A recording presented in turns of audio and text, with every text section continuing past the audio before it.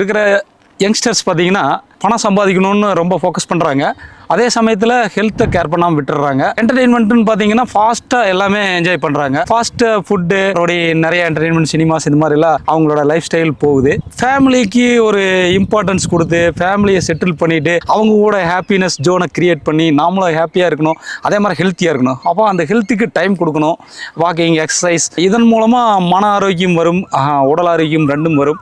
அதெல்லாம் அவங்க மேம்படுத்திக்கணும் அப்படிங்கிறது நிறைய பேர்கிட்ட இல்லைன்னு நான் நினைக்கிறேன். ஃபேமிலியை முதல்ல ஒரு நல்ல சோனுக்கு, நல்ல ஒரு ஃபினான்ஷியல் ஸ்டேட்டஸ்க்கு அதை ஃபோக்கஸ் பண்ணாமல் அவங்க வாட்டுக்கு அவங்க ஒரு பக்கம் ஒரு ஸ்டைலில் போகிறாங்க. திடீர்னு ஒரு ப்ராப்ளம் வந்தால் அவங்களால அதை ஒரு சஸ்டைன் பண்ண முடிய மாட்டேங்குது, அதுலேருந்து வெளியே வர முடிய மாட்டேங்குது. இமீடியட்டாக ஒரு ராங் ரூட்டுக்கு போகிறாங்க. அதனால் அவங்களும் கொலாப்ஸ் ஆகி ஃபேமிலியும் கொலாப்ஸ் ஆகி நாளைக்கு சிக்கலில் போய் நிற்கிறாங்க அப்படின்றது தான் நிறையா பார்க்குறேன் நான் ஃபீல்டில்.